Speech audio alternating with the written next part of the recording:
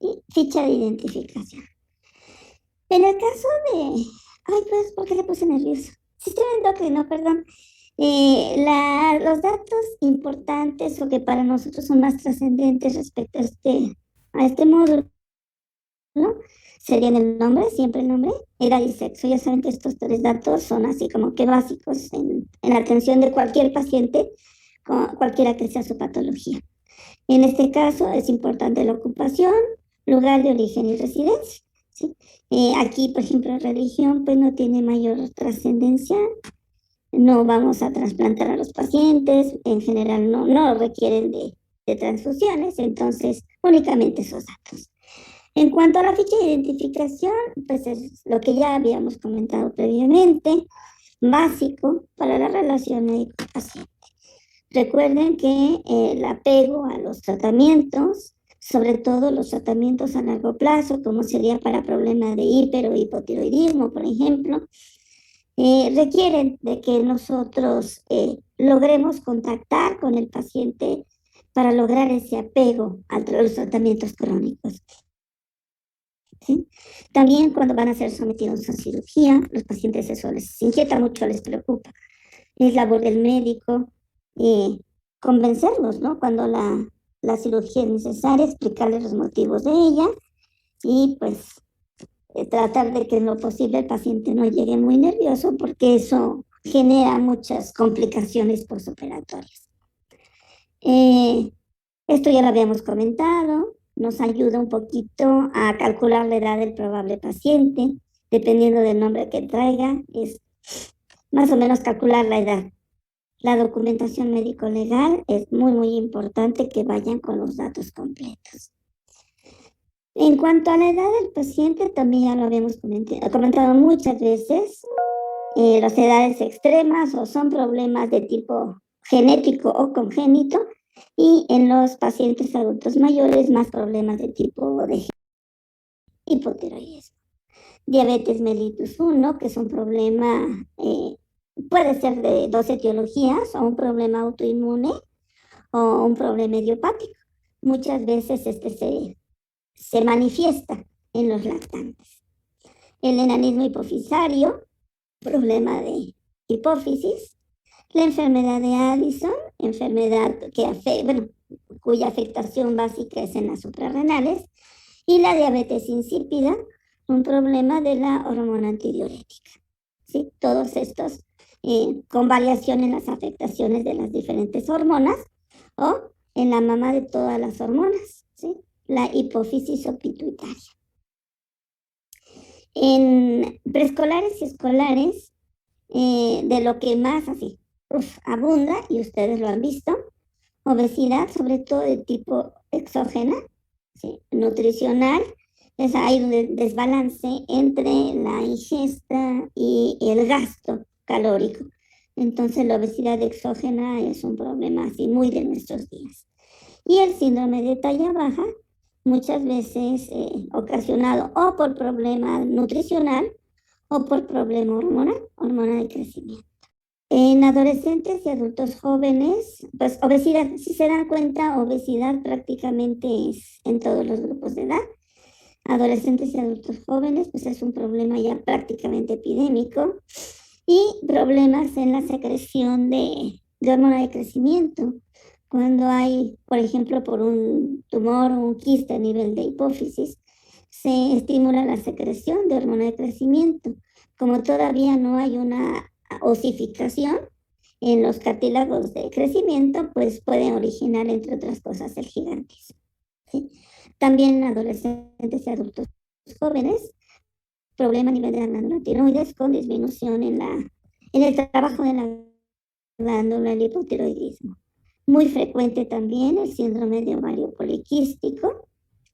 Se dan alteraciones múltiples, generalmente dan datos de masculinización en las mujeres, entre ellas la presencia de hirsutismo y alteraciones menstruales y de producción de óvulos, ¿sí?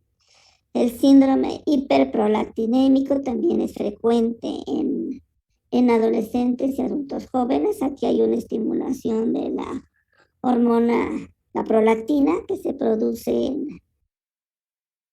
en hipófisis y las pacientes van a empezar a tener producción sin embarazo y sin periodo de lactancia. El síndrome de Sheehan, que generalmente se ocasiona por un problema de isquemia o necrosis a nivel de la glándula hipófisis. Sí, este síndrome de Sheehan se presentaba, ahora afortunadamente ya no es tan frecuente, en hemorragias posparto, pacientes que tenían problemas, un parto distóxico y una hemorragia severa podía condicionar en ocasiones isquemia a nivel de la hipófisis con una afectación pues, hormonal generalizada. En adultos ya mayores, ¿sí? Igual les decía, continúa la obesidad, esto es prácticamente para todos los grupos de edad. La diabetes mellitus 2, antes llamada del adulto, ¿sí? Y que ahora vemos inclusive en niños. La acromegalia, cuando hay afectación igual con la hiperproducción de hormona de crecimiento, pero ya hay osificación. Entonces ya no hay aumento de la talla o de la estatura, pero sí de las partes distales, ¿sí? Hipoparatiroidismo, generalmente este es secundario a cirugías de tiroides, ¿sí? Al estar las paratiroides en contacto con la tiroides, a veces, ¿sí? Al retirar la tiroides, se retiran también las paratiroides, por ejemplo, en el caso de cáncer. O puede ser hiperparatiroidismo, ¿sí? Ocasionado por la presencia generalmente de quistes o adenomas.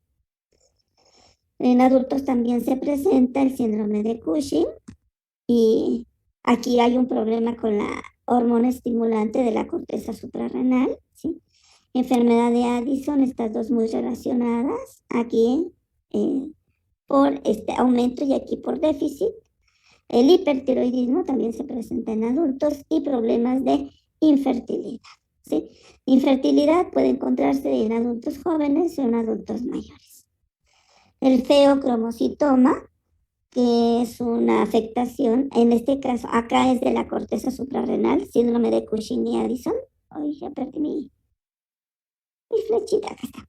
Síndrome de Cushing y enfermedad de Addison, ¿sí? Se refieren a la corteza suprarrenal.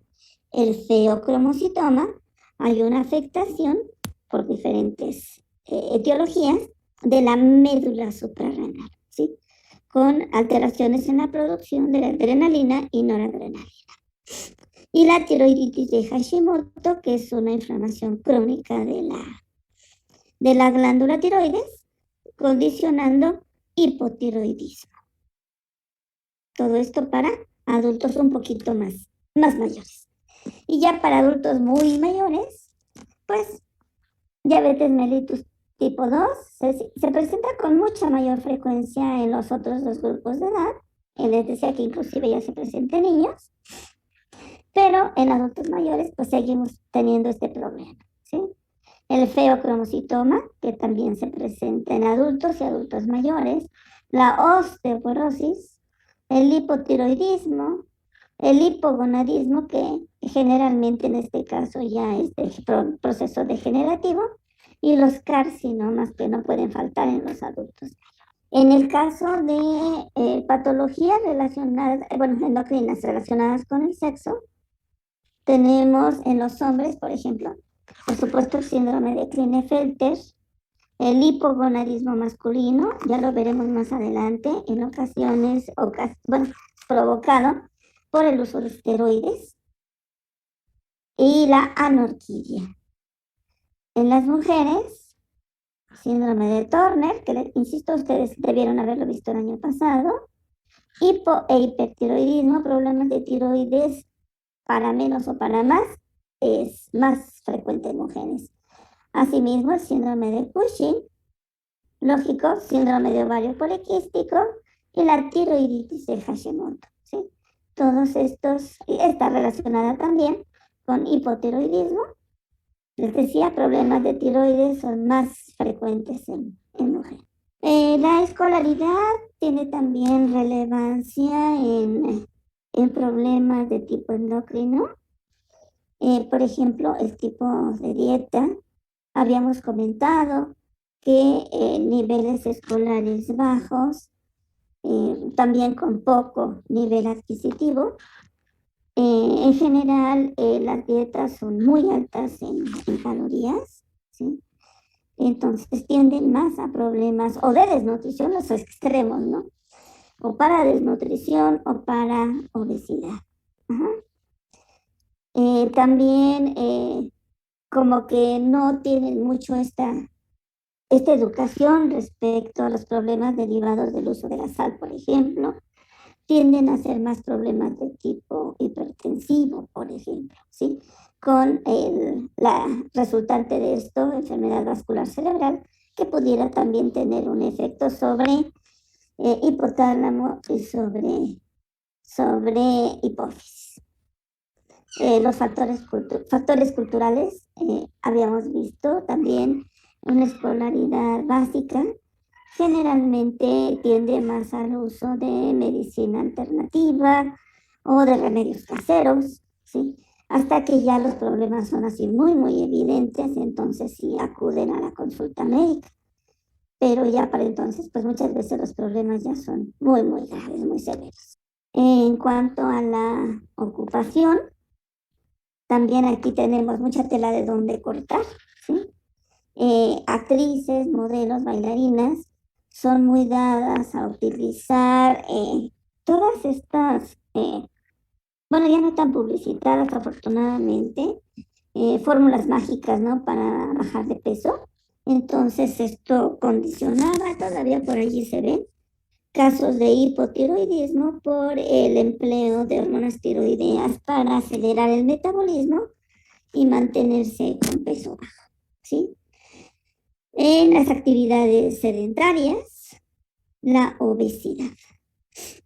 En los físico-culturistas, insuficiencia suprarrenal derivada del uso de esteroides anabólicos, ¿sí? Pretendiendo mejorar de manera artificial la masa muscular, pues recurren a los anabólicos y esto trae complicaciones múltiples, entre ellas osteoporosis, pero también insuficiencia suprarrenal, de la corteza suprarrenal. Los chefs, gastrónomos, por ahí están vistos, bueno, no sé si hayan visto el MasterChef, los pacientes, bueno, los chefs tienen que probar, ¿sí?, lo que van a preparar y pues ello les lleva a obesidad. También diabetes mellitus, de hecho, el síndrome metabólico, hipertensión arterial, diabetes y obesidad, ¿sí?, a síndrome metabólico. Los choferes, los obreros, habitualmente, pues traumatismos múltiples, pueden ser cráneoencefálicos, pueden ser abdominales o torácicos, inclusive cervicales. De hecho, muchos de nosotros al viajar en transporte público, ¿no?, el latigazo cervical, que afortunadamente no tiene mucha repercusión a nivel tiroideo, pero sí pudiese ser un traumatismo directo y dañar tiroides, por ejemplo.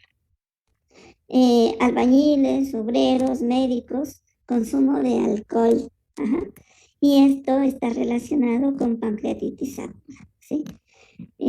Pancreatitis aguda que puede tener complicaciones como afectación de los islotes de Langerhans, perdón, ay, afectación de los islotes de Langerhans, por ejemplo, y llevar después a una diabetes mellitus, ¿sí? Mucho de alcoholismo, médicos. Lugar de origen y residencia también tiene importancia. En áreas marginadas, ya lo habíamos comentado en la escolaridad, que pueden presentar los dos extremos, o desnutrición u obesidad. En nuestro país tenemos zonas fosiógenas, ¿sí?, con zonas así con poca presencia de yodo, y eso genera bocio, aumento del volumen de la tiroides, tratando de captar el poco yodo que pudiera llegar con la dieta, ¿sí? Esto motivó que, entre otras cosas, se tomaran medidas en cuanto a la sal, por ejemplo, ¿sí? La sal es iodatada de manera deliberada para combatir esta presencia de bocio en algunas zonas del país, sobre todo en el Bajío, es donde más hay problemas de este tipo, ¿sí? Aguascalientes, Zacatecas, Guanajuato, San Luis Potosí, eran zonas tradicionalmente bociógenas, ¿sí? Les crecía muchísimo la glándula tiroides. Y ya con el uso de la sal iodatada, pues este problema se contuvo, ¿sí? Zonas con altos niveles de radiación. Les comentaba en nervioso que en las zonas fronterizas, pacientes embarazadas que trabajaban con televisiones y algunos aparatos eléctricos estaban expuestas a radiaciones y tenían problemas sobre todo de sus productos con anencefalia, ¿sí? Entonces, las malformaciones congénitas, sobre todo en la zona del norte, de la frontera norte de nuestro país. Y en zonas urbanas, pues nuevamente, ¿no? Por volumen de población, mucho traumatismo craneoencefálico, ¿sí? Muchísima obesidad, diabetes mellitus. Digo, si no me creen esto, traten de viajar en los transportes públicos y a ver si les dejan ahí un lugarcito, ¿no? La obesidad está a todo lo que da. Diabetes mellitus también mucho, muy frecuente, y síndrome metabólico.